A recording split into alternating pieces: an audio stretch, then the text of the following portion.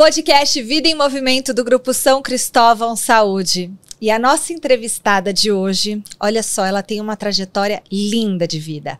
Ela começou num bairro carente do Rio de Janeiro e hoje é uma mulher de muito sucesso e vai contar para nós essa história que é tão inspiradora. Com vocês, Ana Oliver! Que legal, Ana! Muito obrigada por você estar aqui com a gente, contando um pouco da sua vida em movimento, da sua história, da sua trajetória. Fala para quem está nos assistindo aqui, quem é a Ana Oliver e como você chegou a ser quem você é hoje.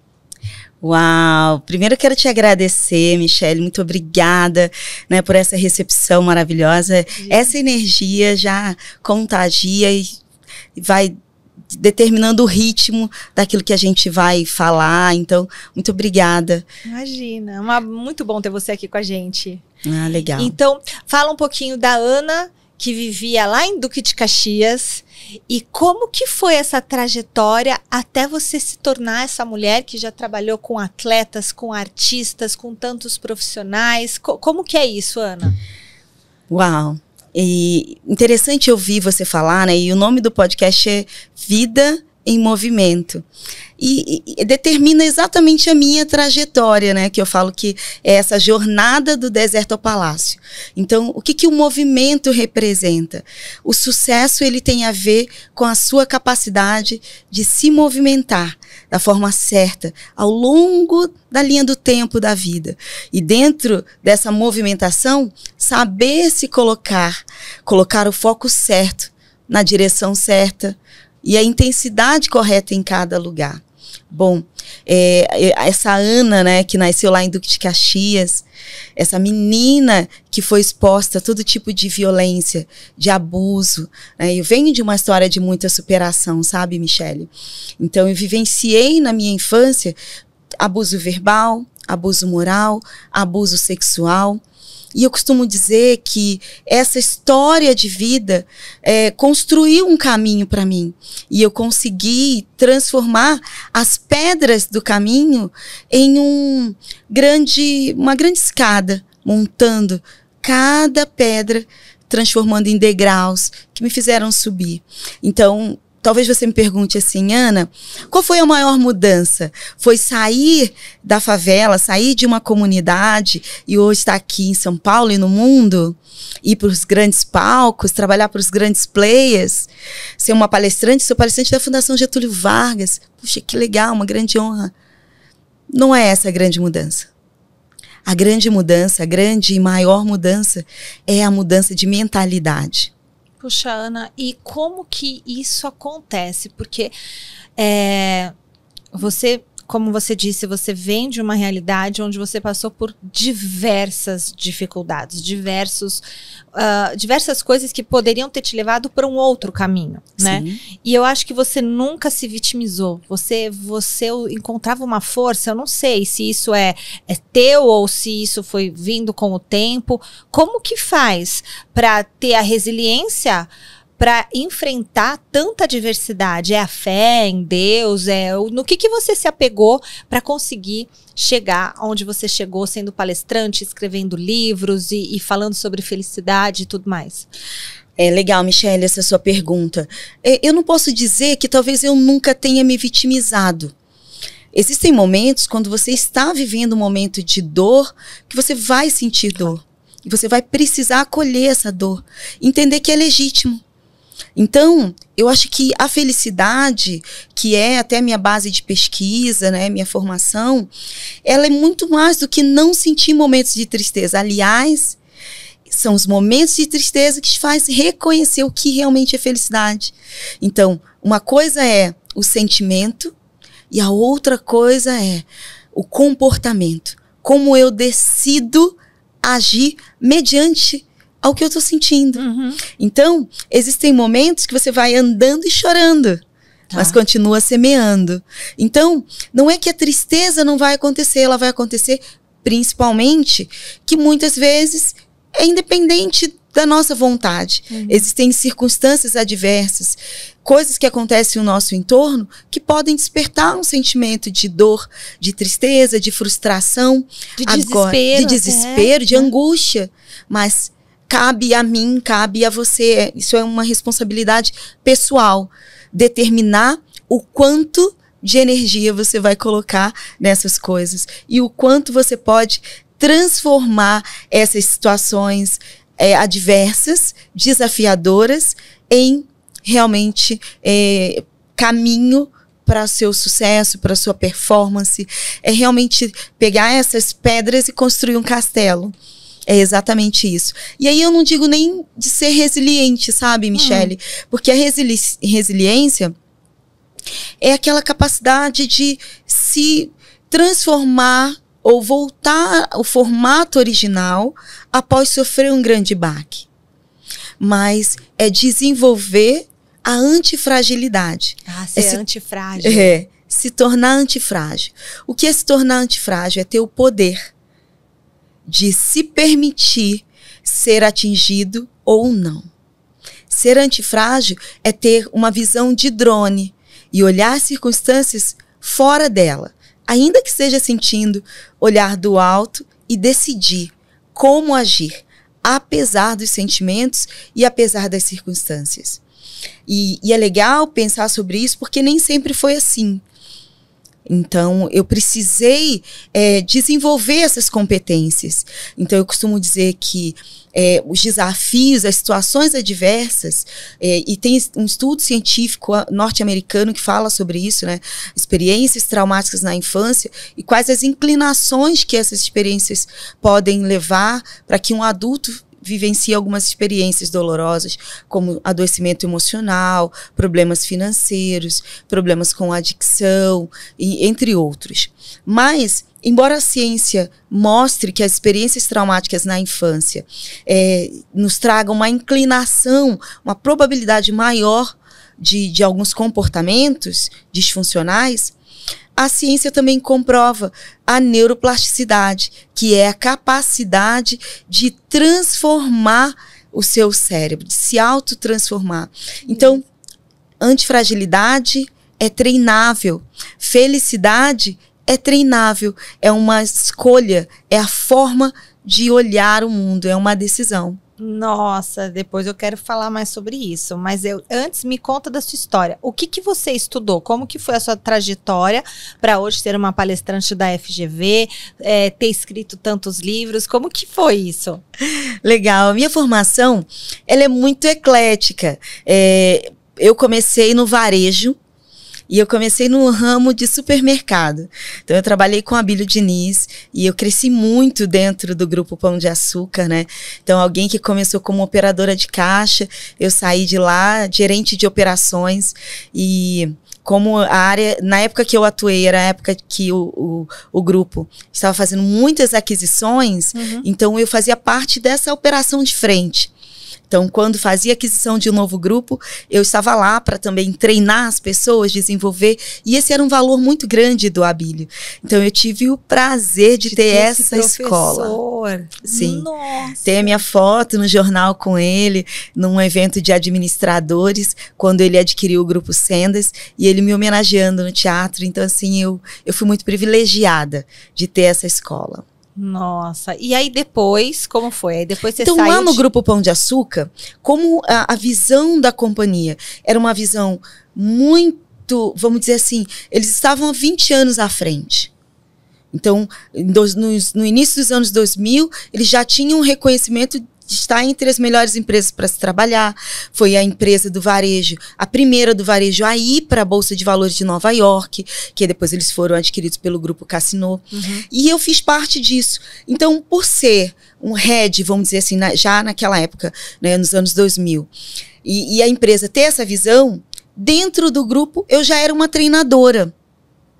Então, eu treinava muito os meus colaboradores, eu treinava muito a minha equipe. Aqui em São Paulo ou no Rio? Em São Paulo e no Rio. Na verdade, eu atuava no Rio, mas como a holding estava em São Paulo, então eu via muito a São Paulo. Tá. Então, essa cultura de desenvolvimento já começou no grupo. Então, você vê, lá dentro, eu fazia o programa, o POD, que é um programa de orçamento financeiro para o colaborador. Então, nos anos 2000, a gente já entendia que um colaborador, mesmo que um colaborador básico, de chão de loja, que a gente chama, ou chão de fábrica, que ganha um salário mínimo, por exemplo, mas se ele tem problemas financeiros, ele vai render menos no trabalho, ele vai faltar mais. Então, nessa época, eu já fazia treinamentos de programa de orçamento familiar para os colaboradores. Depois, nós desenvolvemos treinamentos voltados para prevenção, multiplicador em prevenção à dependência química. Então, a gente trabalhava todo tipo de problema com adicção, seja com álcool ou outras substâncias, dentro da organização empresarial. Então, olha a cabeça desse gênio que é o Abílio Diniz. Então, dentro do grupo de supermercado, a gente fazia esse tipo de programa. E dali eu fui crescendo, né? Então, eu fui para administração, depois gestão de pessoas, e aí fui me especializando, crescendo nessa área. Eu também tenho uma jornada, assim, grande dentro do voluntariado, até mesmo por ter vindo de um bairro carente, então eu sei que tudo que pode mudar a vida de alguém é o conhecimento, são as oportunidades e o conhecimento. Então, o conhecimento abre portas para as oportunidades. Então, essa visão também altruísta de treinar pessoas veio também dessa minha vivência, da história de vida. E aí chega um momento que eu entendi que eu poderia juntar tudo isso.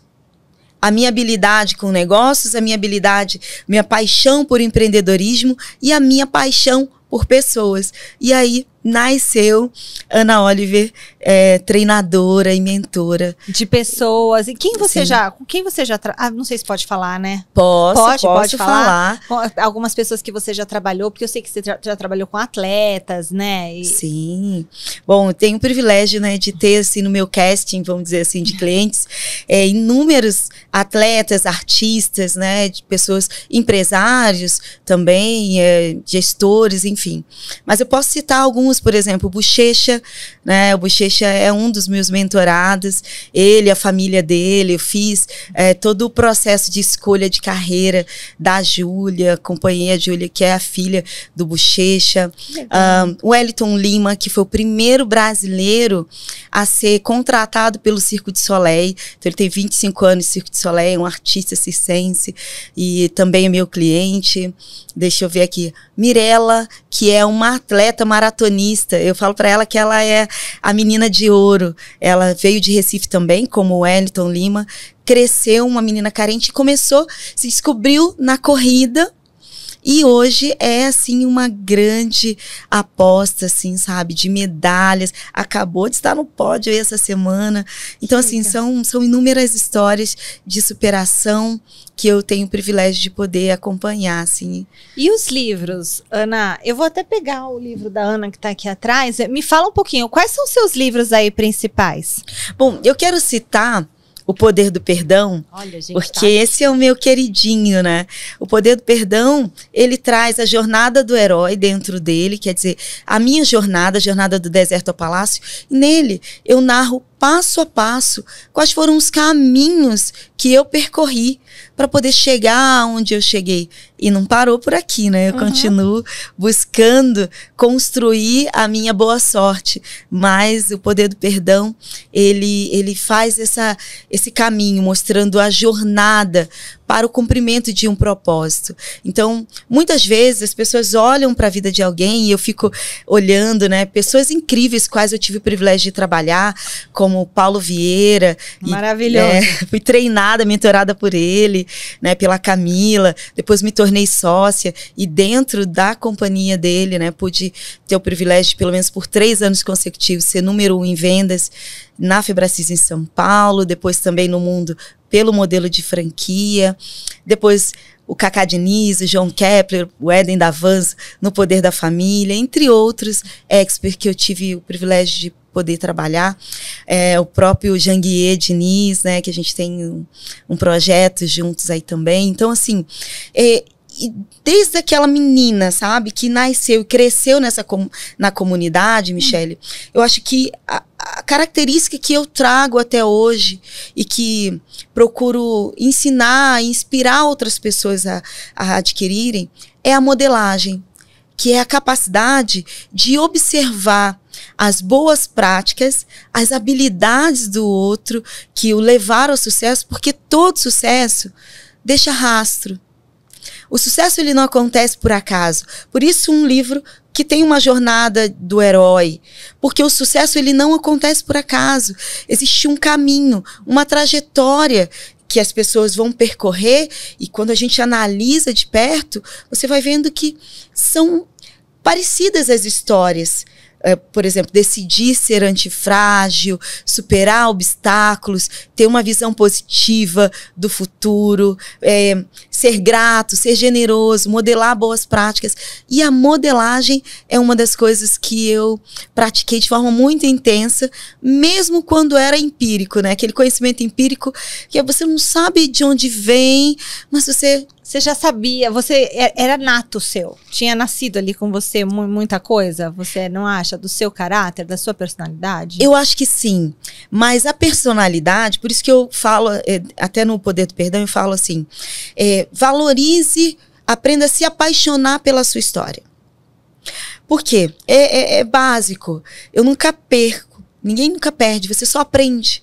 Ou você ganha, ou você aprende. Então, nós devemos aprender, olhar para a nossa história, mesmo para aqueles momentos que foram mais desafiadores, olhar entendendo que foram esses desafios que te fizeram forte o suficiente, que te deram as skills necessárias para que você se tornasse quem você se tornou. Então, eu aprendi a olhar para isso.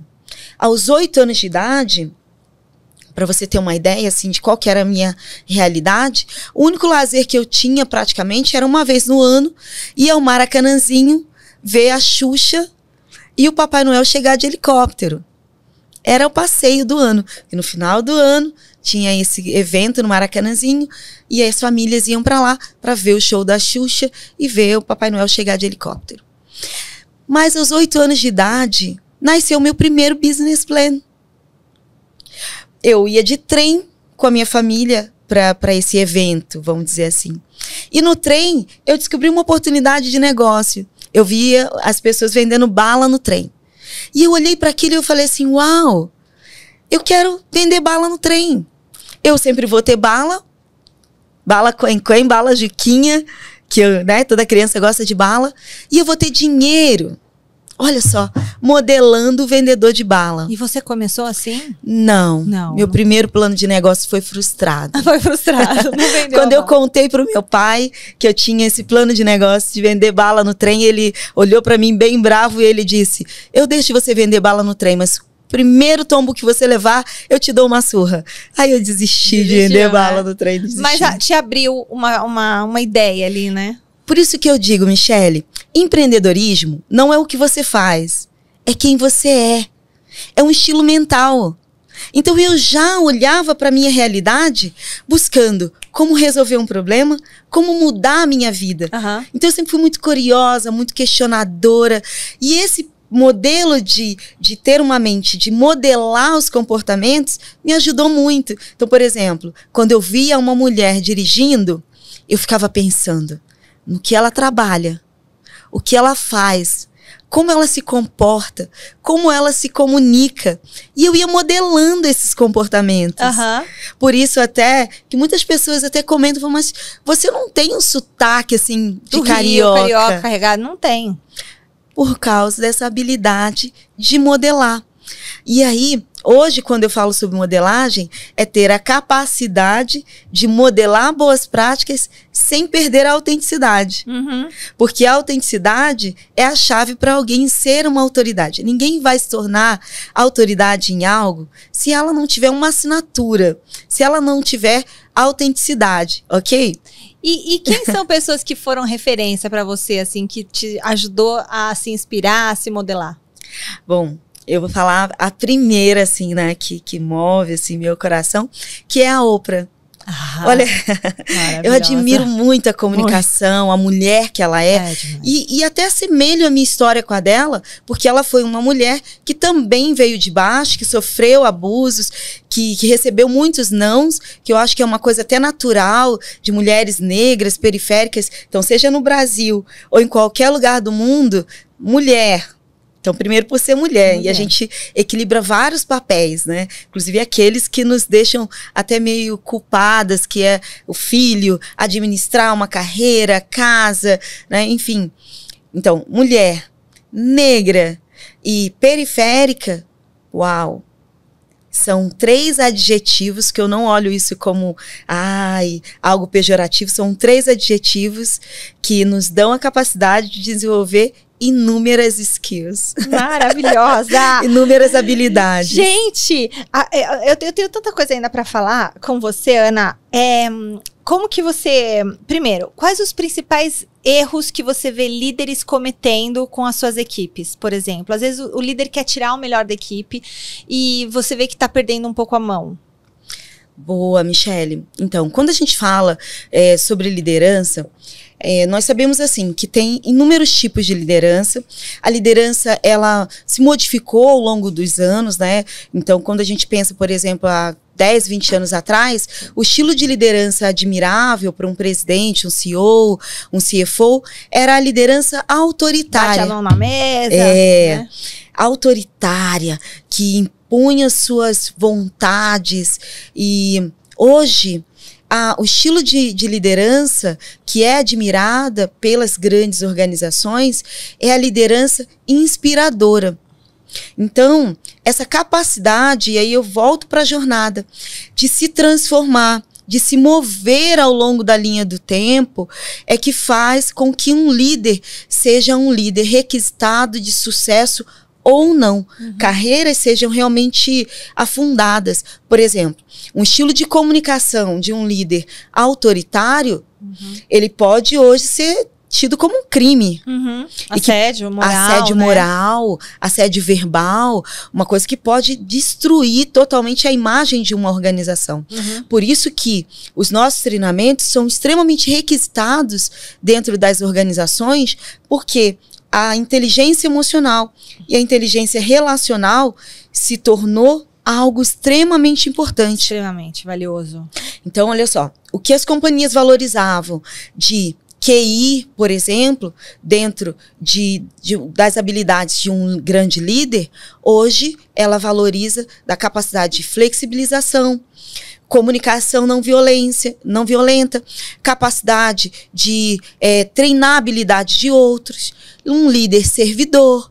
Então, isso mudou muito. E o interessante é que, muitas vezes, de forma empírica, nós pensamos que a liderança é algo nato. Você nasce líder. Ninguém nasce líder. Nós nascemos com perfis comportamentais. Então, você pode ter um perfil mais dominante, que é aquele perfil que é um líder motivado pela tarefa, pelo resultado, um perfil mais influente, que vai ser um líder trazendo pro DISC, o instável, tá? Então, dentro do DISC dominante, influente, estável e conforme. Então, isso. são os quatro perfis comportamentais que todos os seres humanos vão se enquadrar dentro dele baseado nessa teoria. Tá. Então, isso sim, nós nascemos com essas características. Mas liderança se desenvolve. Liderança que é liderança se aprende. Então, liderança é uma habilidade treinável. Liderança deve ser uma habilidade treinável. Então, vamos pensar num líder que tenha um perfil dominante. Ele precisa desenvolver também habilidades para ser empático, para ter uma comunicação não assertiva, não vou nem dizer não violenta, mas comunicação assertiva. Empatia, né? Empatia. Por quê? Porque se ele tiver uma intensidade muito grande de dominância, ele vai ser visto como alguém prepotente, arrogante. Então, ele tem a habilidade natural e deve treinar as competências necessárias para um cargo. Então, voltando à sua pergunta, quais são os erros? O maior erro de um líder é não acreditar que deve ser treinável. Não ter a mente de um faixa branca. Isso eu aprendi com a Kira Grace. Então, a Kira, ela fala muito sobre isso, né? Da família Grace, carioca, eu admiro muito a Kira. E essa mentalidade do faixa branca, qual é? É ter uma mentalidade sempre disposta a aprender. Então, quando você, enquanto líder, já se enxerga um faixa preta, aí não dá. Não tem espaço para mais nada. Você já sabe tudo. Então, um líder que tem essa habilidade, essa mente do faixa branca, ele aprende o tempo todo. Inclusive com seus colaboradores. Isso inspira, isso motiva. E hoje, eu até estava falando sobre isso no Grupo Primo outro dia, que as empresas hoje, para reter grandes talentos, Michele, elas precisam ser empresas que inspiram seus colaboradores. É isso. Os talentos, os grandes talentos hoje, eles vão estar em determinadas empresas, porque eles têm a opção de escolher. Então, eles vão estar em determinadas empresas, submeter-se a determinados líderes, quais eles se identifiquem com a história, com a cultura daquela empresa. Por isso, cada vez mais, para reter bons talentos e ter grandes líderes dentro de uma organização, essa organização precisa inspirar. Então, isso precisa começar com a liderança, com o presidente da empresa, com os CEOs, com os diretores. A cultura ali, ter uma cultura que busque isso dentro da empresa. Dentro da cultura organizacional, ter isso como valores. E o colaborador, ele sente isso, tá? Ele sente isso. Não, ele sente quando o líder se importa, Sim. Né? Quando acolhe, né? Porque hoje precisa ser um líder assim, que você acolhe, que você... Nossa, eu tenho muita coisa para falar e o Pedro fica fazendo sinal, mas eu vou precisar perguntar mais algumas coisas. Primeiro, neurometria. Como a neurometria potencializa os resultados das pessoas? O que é isso, Ana? Uau, isso. Olha, a neurometria, nós temos a Sociedade Brasileira de Neurometria aqui em São Paulo, né? Foi o Dr. Nelson que criou esse equipamento. E eu sou a primeira instituição, que é a NeuroHappiness, a unir a neurometria com a felicidade. Por que eu trouxe a neurometria? Porque eu entendi que nós precisamos de métricas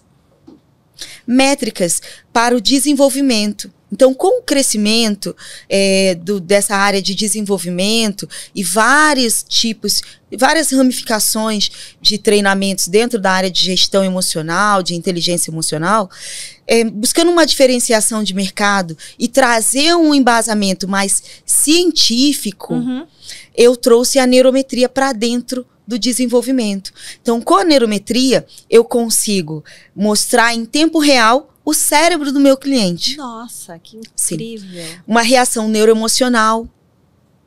Como a curva de reação neuroemocional em tempo real, na tela. Então ele vê o que está acontecendo. Ele vê o que está acontecendo. Vou te dar um exemplo, por exemplo, na Campus Party, que é um evento, o último evento que eu até estive palestrando lá, e nós fizemos uma mistura, né, no Printer Chef, onde a gente utiliza alimento bioimpresso, e a neurometria, eu fui como técnica para poder mostrar como o cérebro reage a um alimento bioimpresso. Então, olha que loucura. O cérebro que não distingue o que é real do que é imaginado, para ele não faz diferença. Então, eu utilizei a neurometria para mostrar a reação neuroemocional de uma pessoa comendo, por exemplo, um doce de leite. Porque muitas vezes a nossa relação afetiva, a nossa relação com o alimento é uma relação afetiva. Então, quando eu trago isso para o meu desenvolvimento humano, por exemplo, dentro de uma mentoria, e eu consigo mostrar para um cliente que está tendo dificuldade em corrigir, em ter uma alimentação mais saudável, e eu trago para ele na tela as métricas e mostro para ele a relação neuroemocional dele com o alimento, essa clareza o expõe a mudança, porque eu abro aquele campo de visão. Mas são inúmeras coisas. Inclusive, a gente consegue fazer a diagnose, né? Porque não é o diagnóstico, mas a diagnose de como esse cérebro está funcionando, de neurodiversidade, para as métricas, para onde esse cérebro está apontando, se está apontando para um adoecimento de ansiedade, de burnout. Dá para ver tudo isso. Dá para ver tudo isso, dá para metrificar tudo isso. Então, a neurometria, dentro da ciência da felicidade, ela veio como uma ferramenta científica para colocar mais embasamento ao desenvolvimento humano, para que a gente não ficasse só nas teorias, ou não só a teoria no sentido científico, né? Para que a gente não ficasse só falando sobre as coisas, mas conseguir metrificar cada vez mais. Nossa, daria para fazer aqui uns 3, 4 podcasts com a Ana, ficar com ela aqui muitas horas. Eu ainda nem falei sobre os códigos da sabedoria, os 12 códigos da sabedoria que você aborda no seu livro. Se você puder contar, assim, pra gente, o que uma pessoa tem que fazer, Ana, aquela que já quer o resumo da síntese e tal, para uma pessoa encontrar uma vida extraordinária. O que uma pessoa tem que fazer, esses códigos de sabedoria? E já deixo isso junto com a sua última mensagem para quem está nos assistindo aqui no nosso podcast Vida em Movimento do Grupo São Cristóvão Saúde. Uau! Bom, encontrar uma vida extraordinária, o primeiro ponto, assim, né, que eu acho que talvez é o principal, não se compare. Existe uma vida real e existe uma vida contada no Instagram ou nas redes sociais. Então, primeiro ponto, seja você. Seja ousado o suficiente, Michele, ou você que está me assistindo, seja ousado o suficiente para ser quem você foi chamado a ser. Porque todas as outras pessoas já existem. Então, uma vida plena, uma vida feliz, ela não tem uma métrica real. Ela não tem uma receita de bolo. É uma decisão, é uma escolha. É a decisão de viver cada dia a sua melhor versão. De ter coragem de tomar decisões impopulares para respeitar quem você é. E quando você aprende a respeitar quem você é, todas as outras pessoas também o fazem. E isso te diferencia das demais pessoas. A singularidade, a essência, a autenticidade conecta. Porque nós espelhamos os neurônios. Nós estamos aqui em Rapó e você está me espelhando, eu estou te espelhando. É como se estivesse bluetoothando. E é muito natural quando alguém é de verdade ou quando é um fake. Dá para perceber, né? Dá para perceber. E muita gente está vivendo uma vida só de aparência. Aí é o ponto para o adoecimento emocional. Porque ninguém consegue sustentar um personagem por muito tempo. Maravilhoso. É cansativo demais. Mas quando você tem a coragem, a ousadia de ser você mesmo, pronto, você flui. E esse flow, o que é esse flow, né? Eu dizendo, é você fluir, se comportar, agir dentro da sua naturalidade, na sua zona de genialidade, entendendo que eu não preciso ser melhor que você, eu só preciso ser eu. E eu vou ter o meu espaço e você vai ter o seu espaço. Isso me tira de um lugar de competitividade, mas logo me eleva a um lugar de pódio. Porque, cara, só existe um pódio. Só existe um pódio, tem o meu pódio. E ele é só meu. Existe o seu pódio e ele é só seu. Eu não preciso competir com você o tempo todo. Mas eu logo vou me destacar quando eu consigo ser eu mesmo. Porque é isso que eu nasci para ser. Maravilhosa! Ana Oliver, O Poder do Perdão, a jornada do deserto ao palácio, da Dream Books aqui. O seu Instagram, Ana, é @AnaOliver. @AnaOliver. Então você vai colocar 2 A's, 2 N's, e aí, Ana Oliver, você vai me achar lá. E essa jornada do deserto ao palácio se tornou uma mentoria. Inclusive, Michele, já fica o convite aí para você estar conosco. Nossa próxima edição será em Dubai, essa mentoria do deserto ao palácio acontece nos Emirados Árabes Unidos. Quando que vai ser? Vai ser em fevereiro. E detalhe, essa edição é exclusiva para médicos. Então nós vamos estar lá, o Dr. Danilo Águia é o meu parceiro, né, dentro dessa imersão, e tem alguns outros médicos que vão estar conosco lá. Então nós vamos ver tecnologia para a medicina, vamos visitar a Clínica Boutique em Abu Dhabi, da minha querida amiga, doutora Roseli, lá em Abu Dhabi, ela que opera os grandes príncipes, que faz cirurgia plástica nas esposas dos príncipes, e a gente vai entender qual o diferencial desse médico, dessa médica que foi escolhida, por exemplo, para receber um Golden Visa e colocar uma clínica em Abu Dhabi. Em Abu Dhabi. E ter essa referência. Então, é essa mentalidade empreendedora que, independente de qual seja a sua área de atuação, vai te fazer ser diferenciado e, a partir daí, não ser pago pela sua hora, mas ter um reconhecimento onde as pessoas vão querer pagar para estar com você. O povo não pagou a balinha, ela não vendeu a balinha no trem, mas olha isso, tá indo lá encontrar os príncipes em Abu Dhabi. Que maravilhosa, parabéns, Ana Oliver. Olha, você assim, a gente poderia ficar conversando aqui muito, muito tempo, porque você realmente inspira, você abre a nossa mente falando sobre isso, sobre a felicidade de ser treinável, sobre a questão da antifragilidade.